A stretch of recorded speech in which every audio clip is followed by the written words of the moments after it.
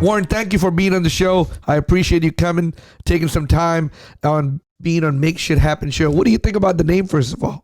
First of all, I love it. I love it. That's one thing. If people know me, my team, hey, I'm telling them, man, make shit happen. Point blank, period. We don't need excuses. Make shit happen. Warren, now I know a little bit about you. You told me before the show that you were in the military. How long did you serve in the military? 4 years. 4 years. You grew up in Houston. Yes. What school did you go to over here? Graduated from Willow Ridge. Now let me ask you, what made you go to the military? I procrastinated, honestly, man. I signed up for the Navy, not even thinking about it 2 days before.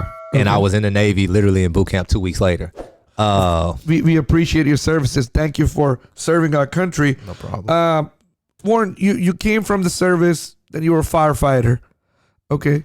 From being a firefighter, how did She's Happy Hair came into existence? I mean, how did that happen? As a firefighter, you know, most people don't know that you only work 2 days a week as a firefighter. You work 24 hours on, 24 hours off, 24 hours on, and then you're off for 5 days a week.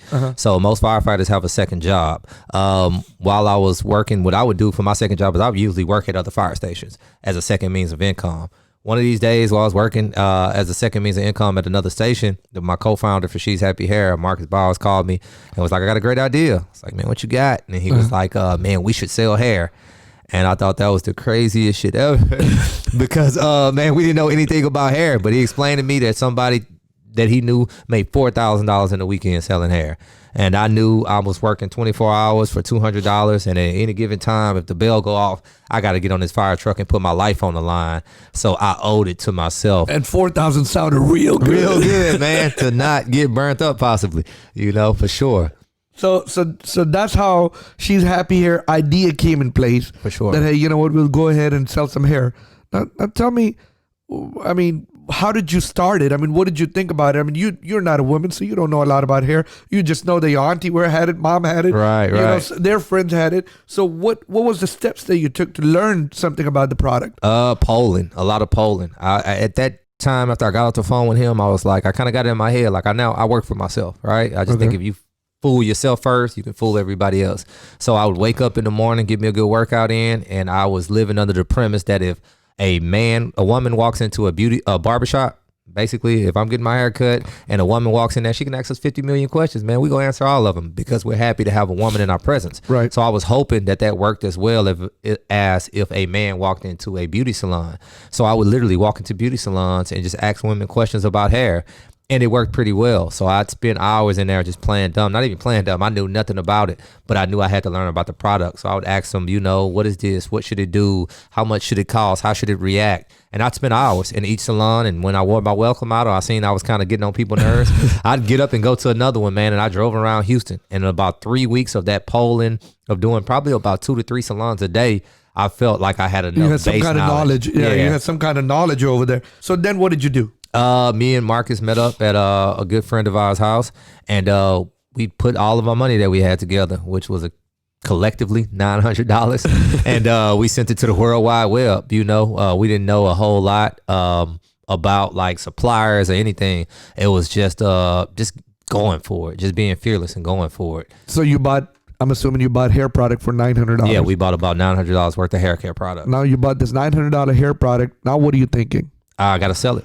I gotta make shit happen. Yeah, I gotta make shit happen. Tell us a little bit about that. So I would walk into the same beauty salons and just walk in there with a duffel bag. If anybody's ever watched Baby Boy and you've seen him try to sell the dresses, I just use that same premise. Like if I walk in these beauty salons and try to sell his hair, I'll just see what happens. So I'd walk in there, introduce myself. How y'all doing? My name is Warren. I'm here to sell y'all this hair. And I got laughed out of a lot of places. But I never let it discourage me. I just, you know, if they would laugh or tell me something, I'd always trying to find a way to learn. Outside of walking in, just literally guerrilla going in there and just trying to go to salon, I'd wake up in the morning and utilize Craigslist. At this time, Craigslist was like a great place to market. It was a little safer than it is now. Yeah, a lot of people got real rich in Craigslist. Yeah, real rich, man. So I get up and I probably put about 20 to 30 posts on Craigslist. Beautiful hair, luxurious hair, anything that I can come up with and put it there and call my phone number. If you need it, we'll deliver it to your front door. And those were the marketing strategies. So now you were delivering to people's front door. All over Houston, Texas, yes. Houston is a big city. It's huge. It's huge. And it was hot at that time. It was August, and I had a car with no AC. and a terrible radiator. So a lot of times I sold hair out the trunk of the car while my hood was smoking. A lot of times the customers would be like, "You all right?" And I'd wave them off. And one thing about that process, though, I never got discouraged. I remember I'd go and after my sale, I go and put like ice on the hood for my car to cool down, and I sit there and count my money and just be like, "Man, I'm gonna tell a story one day." And I never got discouraged. So here you're telling the story right here. It's crazy. So you went, and I mean, Houston is hot in summer. So not only your car was hot, I'm sure you were hot too. I was very hot, very hot.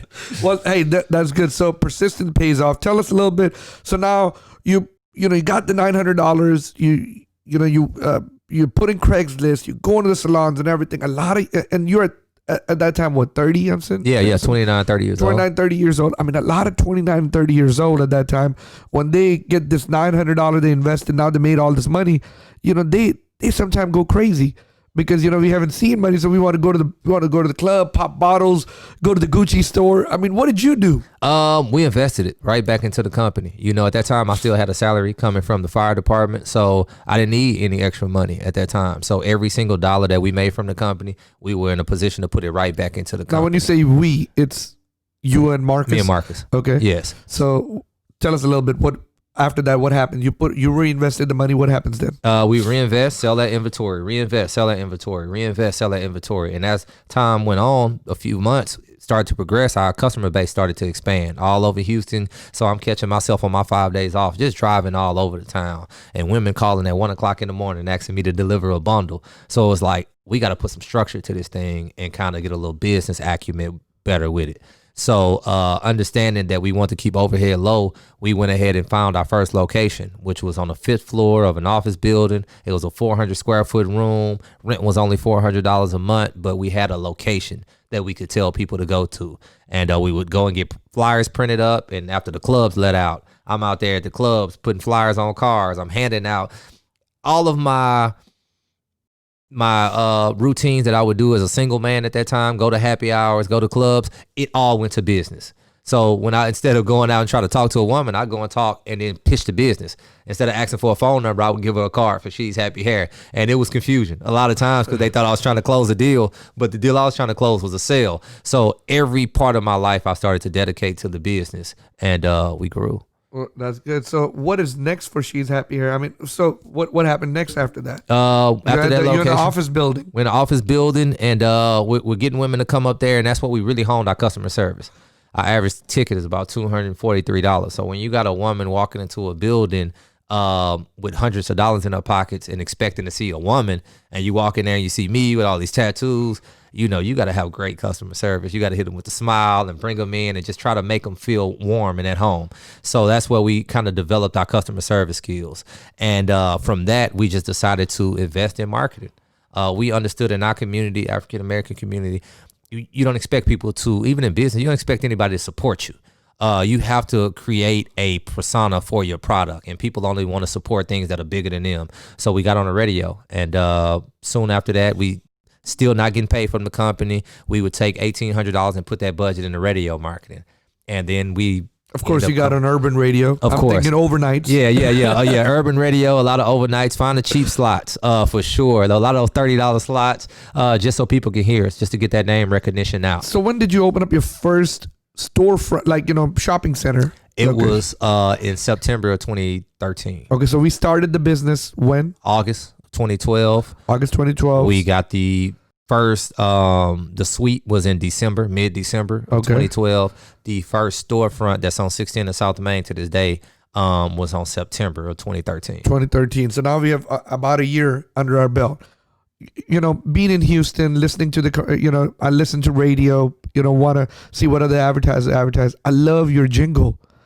She's Happy Hair. Right. When did that come, and how did that come about?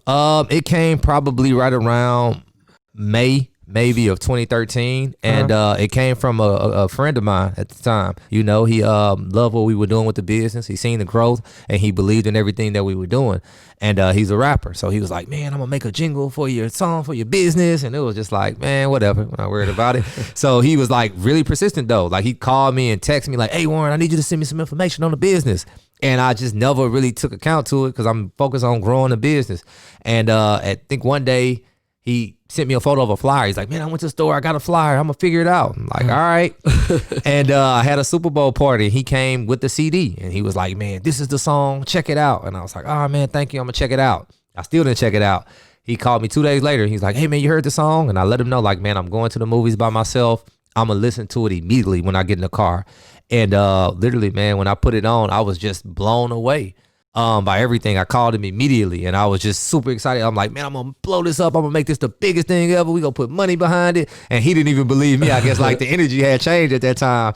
And I was like, I'm telling you, man, I'm going to blow it up. And we just went very aggressive on the radio advertising with it. And it definitely laid the foundation for us. Yeah, I mean, that's, I think I will say that advertising, radio advertising with that powerful music like that, I mean, put you on notice. Right. I mean, because the hair industry, prior to, I'm sure there's other people of color and other people doing it, but not on a big scale. And I mean, when you went commercial with it, I mean, it was dominated by a lot of Asians and Korean people. So you being the person of color and being a man in this, in a women industry, what did you think about that, and how did you, there's some obstacle. How did you overcome them? From day one, it was just like, and at this time, this was like at the beginning of reality TV. So this was the beginning of Basketball Wives. So I seen that every woman wants to feel like that. So it's like, if we can provide a product and sell them that persona, and even when social media was fairly new, Instagram was new, every one of our photos on Instagram was a customer of me writing the post. Look at the beautiful customer with the luxurious hair, treating our customers like stars, understanding that it's not about us. Probably for the first 5 years of the business, nobody even knew who I was. For sure. Like, I just stayed in the background, and we made sure to keep the customers at the forefront of the business. And that's one thing right now that's still important to us. Even on our TV commercials, all of it, they're not professional models. They're literally She's Happy customers, because we understand we're nothing without them. Yeah. And that's one thing good that, you should always, a businessman should always know, that we are nothing without our customers. Customers are our bosses. They pay our bills. They pay everything. Now I know you had a lot of trials and error because you were not in the hair industry. You were not a professional. I mean, you just did your course by going to all these salons and asking the customers. I know there got to be some L's on the way, and there was some mad customers who were not happy about the product. Right. How did you overcome that, and how did you take care of that? Any customer complaints, man, we just learn from them. We're a male and a female dominated business. So ideally our customers are going to be more informed than us. So any complaint is a learning opportunity for us, because we want the business. We don't want anybody to feel dissatisfied.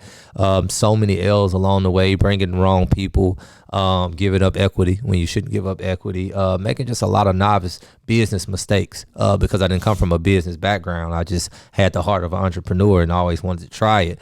So also learning that you just got to read up. You got to go to every seminar you can, read every book you can, because business is tough. And if you got a product that's hot, that's not a business until you can kind of make it a sustainable one. Well, like we talked about L's over here. Everybody, when they see it, they say, you know what, man, oh my God, this store is making so much money. I got to do something like that.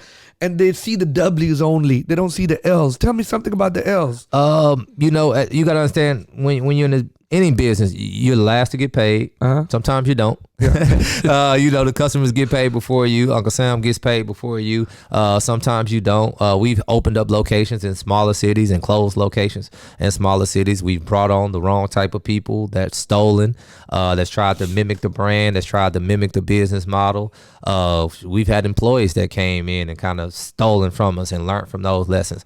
I think as in life, an entrepreneur in life general, you just got to get used to the L's. You got to embrace them, and you got to own up to them. You got to find a way to find some fault in it on yourself and have that humility that way. And then you have to take the accountability to change that behavior. And every L is different, and you're gonna and it's impossible not to lose. Impossible. Now you touched on something, and I was on a podcast on this Flex Coach couple of weeks ago, and there's one question that he asked me: how do you deal with people when they when they come to you and they want to learn from you, they act like they're your friend. They act like they are compassionate towards you and all that other stuff. But in reality, they're there with their own agenda. How do you deal with something like that? Man, it gotta put the pressure and gotta say, discourage you. So how do you deal with that? The first time, probably the first few times was very discouraging because you just weren't looking at it from a business mindset. It was more emotional,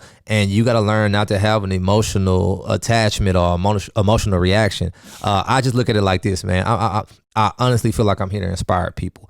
And those people were inspired by you. Despite their intentions, despite how they went about it, they were inspired by you. So when somebody comes as a man and sells hair, you can imagine how many people try to mimic it and get close to me and figure out what I'm doing in secret sauce and try it again.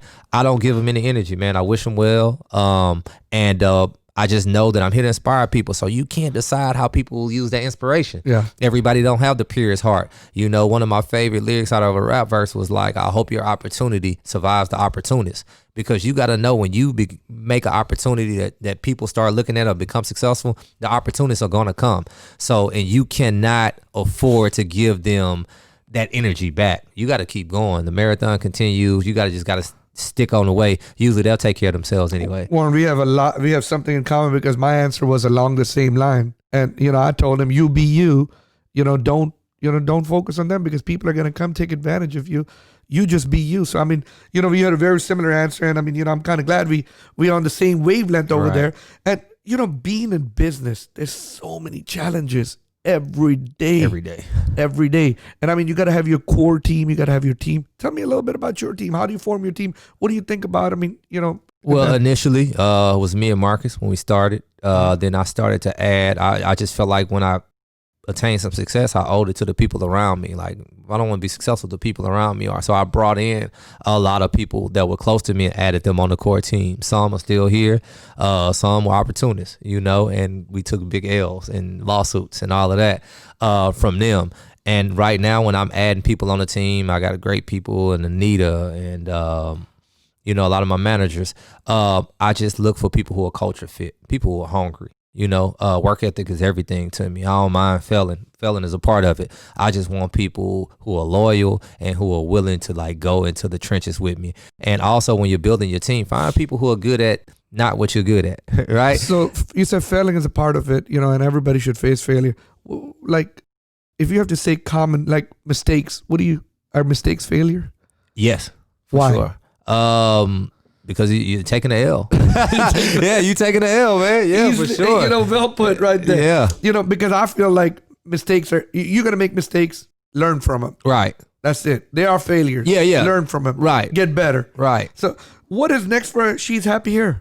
Growth. Online presence. We're trying to blow up our online presence right now. I know you just had something big that happened. In Walmart. In Walmart. So we just signed a big deal with Walmart. So that's kind of like the huge thing, signing with the Walmart retailer. They actually opened up each and every Walmart across the nation for us and allowed us to go in any retail stores that are open. We opened up our first one in Atlanta, with Atlanta being the hair mecca. If anybody knows anything about Atlanta, it's the hair mecca. And luckily in our in urban culture, it's kind of like the culture mecca now with Tyler Perry Studios. So we felt like that was the first stronghold that we needed to kind of set the standard for the industry.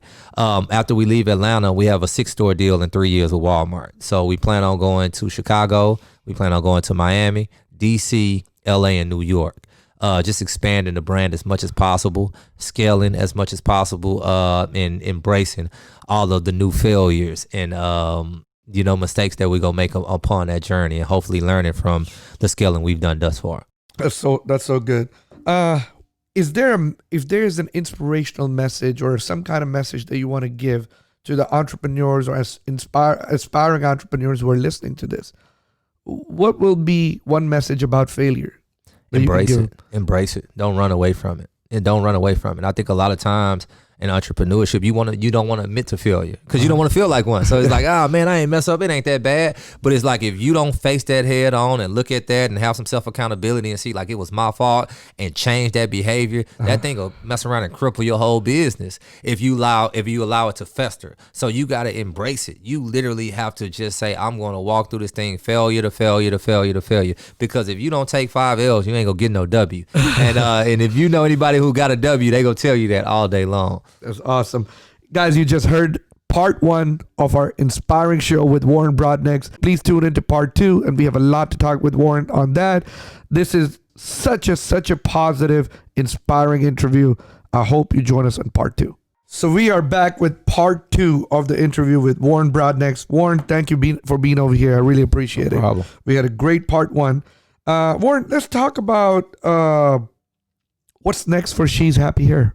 Besides you trying to take over the United States. Right. I'm hoping just expanding this Wal-Marts right now, man. That's what I'm really focused on, is really capitalizing on this Wal-Mart opportunity that we got. That and just being more ingrained in the culture. Warren, do you ship like anywhere? Like if someone is in like if someone comes over here and say, oh, you know what, my auntie lives in Washington, can you ship it to Washington or something like that? Yeah, we ship all over the world. You ship all over the world. All over the world. Perfect. Now, we know there's a She's Happy Foundation. Yes. Tell me a little bit about She's Happy Foundation. From day one, when we started She's Happy Hair, we just felt obligated to give back. Because this is the community that made us. We're nothing without our customers. And we know that our customers, a lot of times, they don't have it, but they found a way to get this commodity that we sell. So we've always felt obligated to give back to the community that made us. So from year one, before we officially made it a foundation, we've always did give backs in the city. Now the She's Happy Foundation, I founded in 2018. We do about 7 give backs annually. Okay. We'll do a back to school give back where we'll purchase over 1,000 backpacks. Each city that we're in, we'll give them the kids. We'll fill them up with supplies. We'll do a breast cancer brunch where we basically pay homage to women who are currently going through breast cancer, survivors of breast cancer, and fallen angels of breast cancer. We'll do on Christmas time, we'll turn our stores into basically a Christmas playhouse. That Saturday before Christmas, we'll have a chocolate Santa at the store. We'll give away free bikes, free toys. We usually do the She's Happy experience. That's like our give back to our customers. We do that in January or February. Well, we'll basically get a lot of local stylists. It's like twofold for that one. So it's a chance for local stylists who support us to come and work with us and show their talents for free to the community. The community can come to this event for free. They can get their hair done for free, makeup for free, and usually some type of entertainment. And then for Easter, what we do is we rent out Krista Adair Park here in Houston, over like 50,000 Easter eggs. And that's basically based around single moms who don't have a place to bring their kids for Easter. You can bring them to She's Happy. Our fun day in the park is what we call it. We provide the Easter eggs, we provide the baskets, we provide the food, just to get that joy back to the community. That's awesome. Now, that's just all self-funded? No, when we got the 501(c), so we usually find some corporate partners to help us out as well. Perfect. Prior to that, it was all self-funded. It was all self-funded. Now, if someone who's here, who's listening to this, and they might want to donate it, do you have like something on your website? I mean, yes, they can go to the She's Happy Foundation.org, or they can go Facebook. You can look up the She's Happy Foundation, and you can donate there. We're always looking for donations, help, volunteers, and it's spelled how? She. SHESHAPPY Foundation. Right. Okay, perfect. So She's is SHES. Yes. Right. No apostrophe. No apostrophes. No. Perfect. Now, I know you're a busy man, Warren. I mean, you're saying your day starts at 7:30 a.m. That's what you had told us. Right. And it finishes at 1:30, 2:30, whatever it is. How do you find time for Warren besides after everybody goes to sleep and you're reading for 30, 35 minutes? I mean, during the day, do you sometimes feel overwhelmed and you're like, man, I got to take a little breather? I mean, what do you do? Tell me. How do you find sanity sometimes? Man, working out. Honestly, I think that really helps. Working out for sure. So now that my gym kind of closed, I'm back working out with my trainers at Congo. Which when you work out with a trainer, sometimes it's an expense, but they kill you. Yeah. And keep you motivated. Yeah, they keep you motivated, just the energy. And I worked out with my guys. Actually, I just started back working out with them this week. They hit me up Saturday and was like, hey, man, we share motivation all the time. Let's just work out Saturday. Randomly hit me Saturday and like, let's just work out. Shot me in a dress. And we actually worked out at Tiltman Fertitta's house. Oh, wow. Crazy, man. Crazy. So just a motivation to be And at my team, I make all of my managers read. Did you take a tour of the house? No, I just worked out and got out of there. I was motivated enough just by seeing that. Who was it? Was Tillman in there? His son was there? We worked out with his sons. Work out. Yeah, Patrick works out with my guys. They work out at the. What's the name of the guys? Dose and Taj. Oh, Firdaus and Taj. Yeah. Firdaus Khan and Taj Khan. They work at the Post Oak. Yeah. They train James Harden. Those are my guys, man. Yeah. So I get back in there with those guys, man, and the energy is just infectious, man. You know, no matter how bad the day beats me down, you get in there with them, man. They build you up. They kill you. They kill your body. Matter of fact, I interviewed Cruz God, who talked a lot about them. He dressed like the Batman. I don't know if you've seen Cruz. I was watching that interview this morning. Oh yeah. So Cruz is and Cruz does work out with them too. They're good friends, and he always talks about him. So I might be able to get one of those, both of those guys. You over should, the man. podcast. You should. They're great people, man. They're good people. So that's good. Now tell me something. Do you like to travel? I mean, you have family. Do you like to travel with family? Do you like to travel alone? I mean, tell me a little bit. Well, I'm traveling so much usually for business alone, because we're so far out. So I'm usually, once a week or once every other week, I'm usually checking on a store or handling some business in Atlanta or handling some business in Detroit or handling some business in Dallas. When I say travel, I mean travel for leisure. Fun, right. Fun. For leisure, usually I'm bringing a family. I don't have time to travel by myself. And I think growing up, I didn't get a chance I didn't leave Texas until Houston until really I went to boot camp. So I'm really big on making those memories for my kids. Yeah. That's one thing I'm big about. So I think this year we went on our family vacation. We went to Malibu. Oh, man, awesome. Man, it was, went to the beach? Yeah, we went to the beach, man. Now we got the cheapest beach house ever. It was like the cheapest one split on Airbnb. But just for my boys to just see how big the world is. Now, luckily, I don't think I was working that time. Usually they end up, my family vacation is usually around work. So usually like I'm working at a seminar or a convention and then we'll do family stuff at nighttime. I can share the pain. Yeah, I did that for a long time. Yes, man. So that's usually our family vacation is when I got to work somewhere. So how do people find you or your services, when they are, first of all, you know what, let me cross that question. Let's get back over there. But I know there's something you did. You put a lot of content on Instagram at one time. Yes. And I know I had met the guy who was recording you. He told me that y'all did this 95 days intense thing. Tell us a little bit about that. Tell me what did you do about the content? Why did you do it? And how did you do it? Well, so it started off as just a 90-day journey, and we did it last year. I met Dante. I met him January 1st. I had a meeting with his mom. He was there as a cameraman, and I wanted to really get my platform out just to inspire other entrepreneurs, because I think it's just a big misunderstanding on what it really takes to be successful at business. So I was like, let me just show people how hard it really is, because they only see a store and think that you're making millions of dollars or if you are making millions of dollars, think it's all going in your pocket and not taxes and everything else that comes along with it. So I had a meeting with Grace last year, 2019, January 1st, and I met Dante on that day, and we started kind of planning out basically how to launch this platform to inspire aspiring entrepreneurs. And from a conversation that morning on January 1st, it was like, you know what, you guys should just record the next 90 days. And I make impulsive decisions fast. So I was like, forget it, man, let's go with it. So for the next 95 days, we spent probably 12 to 14 hours a day together. And he was a trooper, because he'd wake up with me, meet me at the office in the morning. He'd sit on my passenger side, and we just run. It wasn't anything planned. I wasn't sitting down, stopping. Most of the time, you'll see the footage if you look at my Instagram or my Facebook, Warren Brodnax.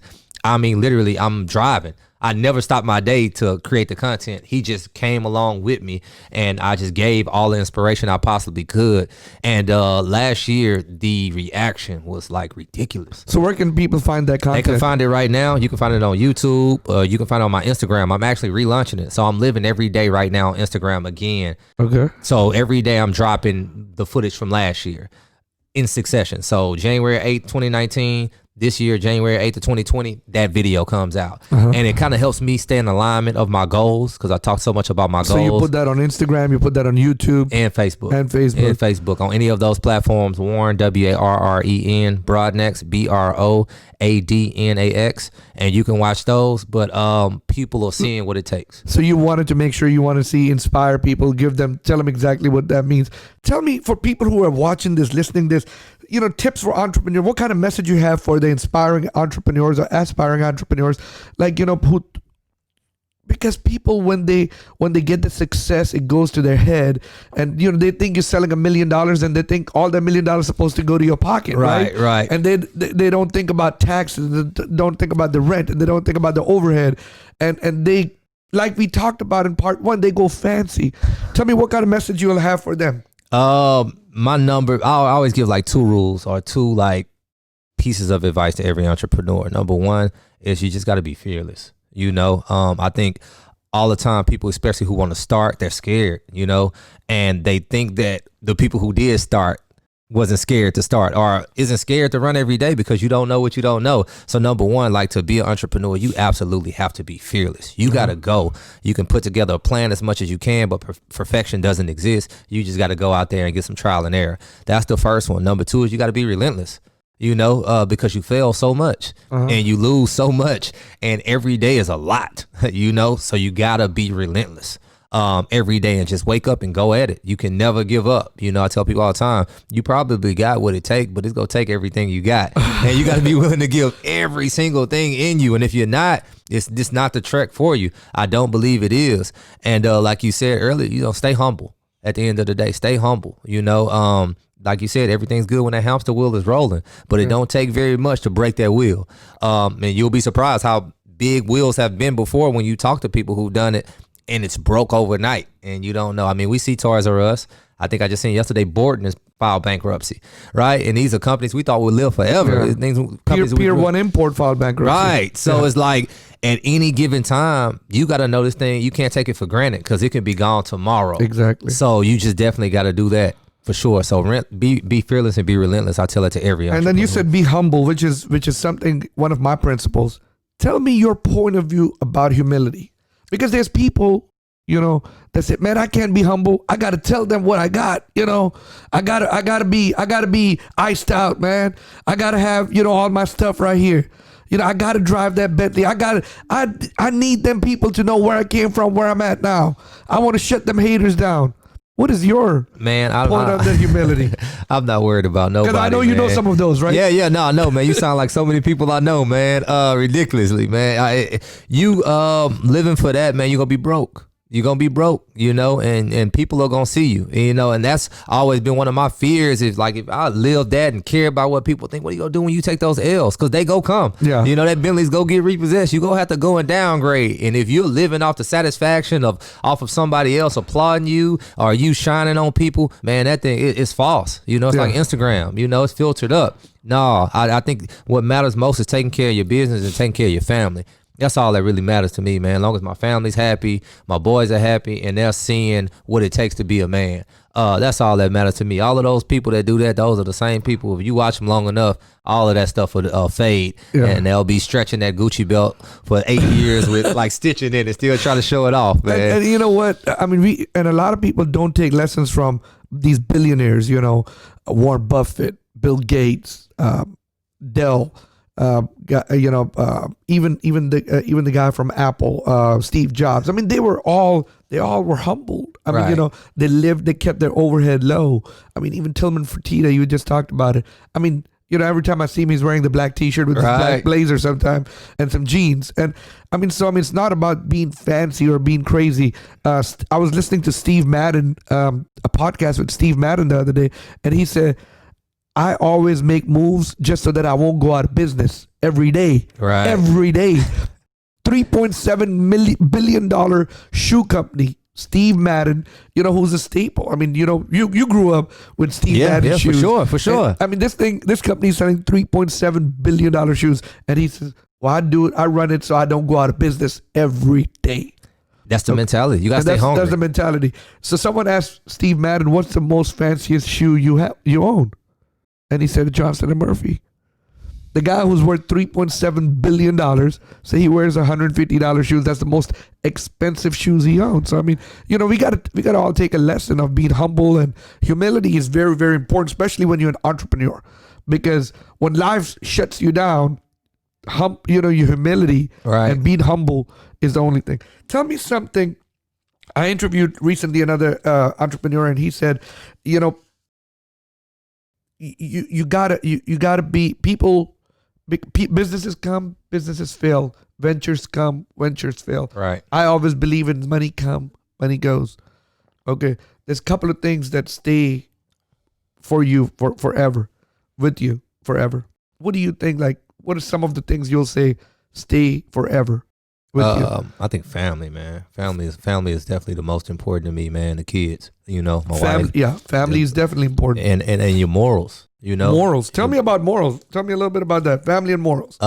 Let's stretch on that for people so they can hear how important family is and how important morals is. I think at the end of the day, man, like you said, businesses come and business fail. And when you talk to people at the highest level of businesses, they treat them like it's nothing, right? Yeah. It's just an opportunity. I'm gonna buy it, I'm gonna sell it, I'm gonna flip the return. Yeah. And if you get too caught up in the facades and all of this and not understanding that business is eventually gonna fail, or you gonna sell it, or you gonna move on, you'll kind of put the energy into what's most important. Yeah. And I feel like that's families and morals, who you are as a person. Once you sell that business, or once you lose all of those physical things that you thought that really mattered to you, once you lose all of that, what really makes you is who you are as a person. And that humility and that morals and how you treat people go a lot longer than anything else. Treat people with respect. Treat people how you want to be treated, because they'll remember how you treated them the first time when you had the money. Exactly. And then you want to be treated the same way when you don't have the money. Right. Love that, man.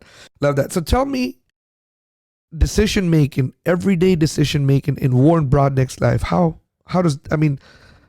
do you balance work and family, being partners with another individual, having your team, making decisions in your company, making decisions on what you eat? Where does that come from? Man, I don't know. You got to have some type of moral compass. I think that matters. Anytime with the business, I try my best to get feedback from the team, because I understand that I don't see it all. I was reading I don't know what book I was reading the other day, but it was like the CEO of a company. You never have a full vision of what's going on, because if your company's going, because there's so many different things. So before I'm gonna make a decision with the company, I'm gonna call all my trusted advisors and run it by them and get their input. Of course, I'm the decision maker at the end of the day, but I'm never just gonna, I got the power, I'm gonna make the decision, right? And that's something I had to also learn in marriage. You don't make too many calls without your wife, point blank. Well, over there, it really doesn't matter. Yeah, exactly. And then you're really not the last decision maker at all anyway. Yeah. So just, again, I guess that goes back to humility, just respecting everybody around you. And not taking yourself too seriously, and understanding that you don't have it all figured out, and there's so much you can learn from everybody. What drives Warren Brodnax? What wakes him up in the morning and say, "Let's get out of the house and let's go to work"? Being better, just being better. Just understanding that my kids, kids watch what you do, not what you say. So I gotta live it. When is enough enough?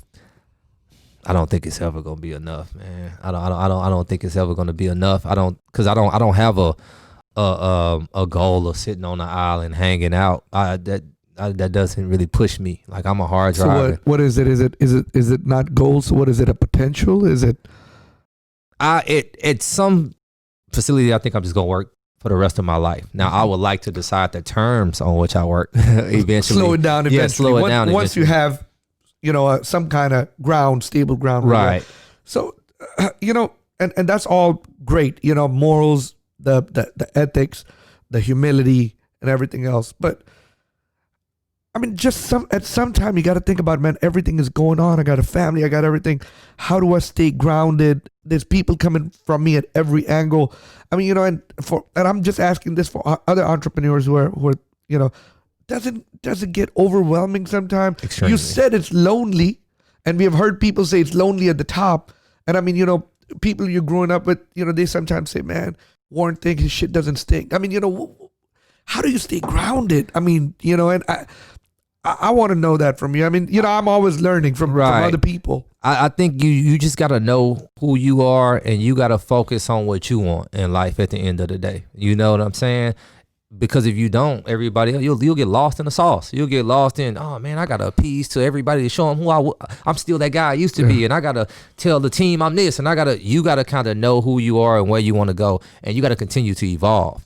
You know, that's one thing that's why reading is so important to me. Education is so important to me because I have to continue to evolve and become a better Warren. And the more time I dedicate to going to seminars, the more time I dedicate to spending time with people like you to pick your brain, you know, I can't hang out for fun or appease the people. And I don't give them that energy. I just try my best to stay grounded by sticking around people who give me positive energy. Does it bother you that when you lose people that you cared about or in transition? No, it don't. I mean, I love them from afar. I don't wish bad on anybody. So Warren, what is in Warren's future? Is the book in Warren's future? Is the show a podcast, or is a TV show, or you're making this Instagram videos and YouTube about life of Warren? I mean, is there anything else? I don't know. I want the book for sure. I'm almost done with my book. Okay. Can you tell us a little bit about it? Yeah, it's just basically just a mindset. It's ideally the mindset. I haven't came up with a name already all the way, but I kind of wrote it for the most part. Is it more like self-help, entrepreneurial? It's self-help, entrepreneurial. Just keeping that mindset of entrepreneurship because it's tough. You got to have a mindset of like, I'm gonna go. You got to have that Steve Madden mindset. I'll lose it tomorrow if I don't get out here and get it. And I think if you don't have that mindset every day when you wake up, like I gotta go get it. Otherwise, I lose it. Yeah, you'll relax and you will lose it. You'll think it won't. You'll think it's impossible. Oh, I'm so great. Just because I'm here, it's going to be amazing. Now you can do the work, or it's going to go away. So Warren, for someone who's been thinking about it, they're listening to this. They're like, man, I wanted to write a book. How do you write a book? How do you start? I actually hired a writer, so I kind of talked my way through it. Yeah. Okay. So what we did is last year I would get to the office a little earlier than I normally would before anybody was expecting me to be there, and I kind of came up with like 10 topics.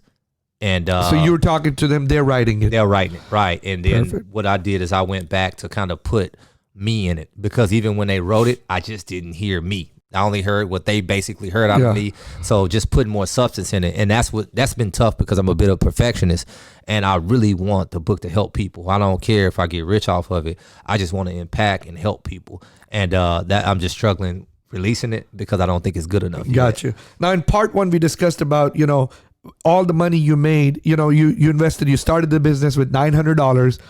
You're selling it out of your car. Everything you sold, you reinvested in the business. Tell us a little bit before we end this for entrepreneurs, people who are listening, people who are, how much do you believe in saving and reinvesting? That's the only philosophy I have, and then maybe because you say you have zero debt. I have zero debt. So tell me about saving and reinvesting. Tell us and give us a message. Give a message for entrepreneurs or people who want to have their own business. What is your message? Rainy days gonna come. Rainy day is gonna come. You know what I'm saying? It's coming, baby. It's coming. You better believe it. And it may not be just a rainy day because a lot of times we like to give ourselves the benefit of the doubt. Oh, it's just gonna sprinkle, so I don't need this. You better be ready for a typhoon because it just may come, and another one may come after that. After you get rained on, we might get hit with a Harvey financially, and you need to make sure that you're in the best position possible to withstand that. And that takes the sacrifices. That takes not going out and doing, the reckless things. And those are some things I did as well because it was like I never had nothing and I got it, and it was like, okay, this is stupid. Like, let's get back to focusing on what really matters here. So what do you do? How do you do it? How do you save money? I mean, how does She's Happy Here and Warren both save money?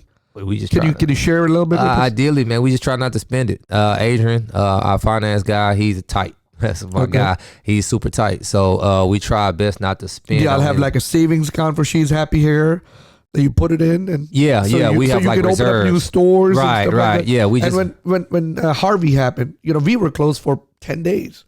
I mean, I don't know how long were you closed for? Like 3 days. 3 days. Yeah. Well, I mean, Harvey happened, so we were closed on the 26th.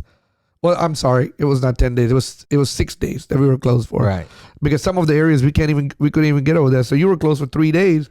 There's no revenue. You still got to pay the people. Yeah, and we were getting broken into. We were getting burglarized in Harvey as well, which is crazy. Yeah. Yeah. But you still got to pay them, and that's the thing too. When you understand, like, you got so many people that you have to feed, so many families that you're responsible for. You have to save because it's gonna come. Those rainy days they go come. Warren, we have this in common also because I strongly believe in saving and invest, save and invest, save and invest. I I advocate the Acorn for personal all the time. Acorn should pay me by now because, you know, I mean, I tell so many people about that, but, you know, Acorn is something that they will invest your spare change. So when you take a debit card or credit card and the bill is $4.32, they'll take the 68 cents and invest for you. Oh, wow. And every week, you know, money goes in there, and I'm a strong believer of that personally.